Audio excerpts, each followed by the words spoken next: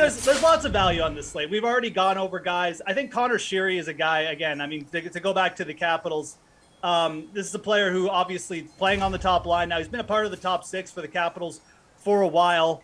But Sheary is just a player who averages not quite a point per game, but he's been up there as well.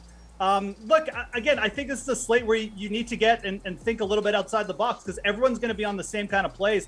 Looking at the Columbus Blue Jackets here is another good spot. You got Rosalik, Gustav Nyquist as well, Alex Teixeira. You could roster a couple of these guys, maybe leave some salary on the slate. So for big fields, there's a lot of different ways you can go. Columbus Blue Jackets, definitely a contrarian option. Paul, I guess I should have saved my Kasha question for you. What do you think? Who are you going with tonight? I love it. You took the words right out of my mouth. I don't want to sound like a homer, so I'll go on to other players because you made the case already.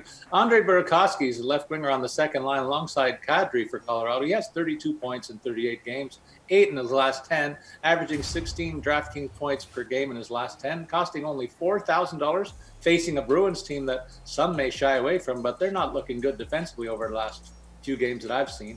And then lower than him, I like Alexander Barabanov. I've talked about him a couple of times because he's still got the plum assignment alongside Meyer and Hurdle, the top line in San Jose. He costs $3,100. I know he's only got 6 points in his last 10 games, but this is still a great opportunity. AJ, what do you think? Look, Adam, you came in with a great take with Kasha. I'm with you there as well.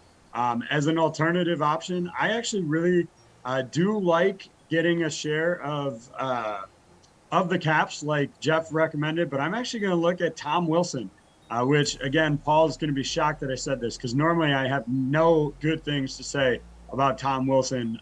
But in terms of tonight's matchup, first line is where he's expected to be back with Ovechkin, 3,900. He's on the number one power play unit. So, look, as long as he doesn't take, a 10-minute major or 5-minute major and a misconduct, which is always an option with Tom Wilson, he should be on the ice in some good spots and add some good value and give you a share of the Caps.